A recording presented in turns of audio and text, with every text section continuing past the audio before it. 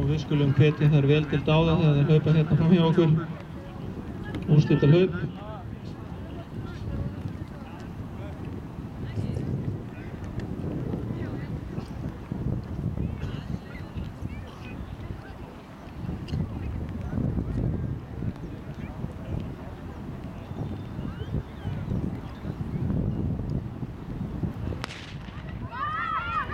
Og þær eru farnar af stað og það má búast við hörku spennandi keppni þarna Íslandsmeistaratitilinn. Hrafnhildur Eir og Hafdís taka þarna mikinn sprett í byrjun, koma hnífjafnar, næstum því hnífjafnar út úr beygjunni.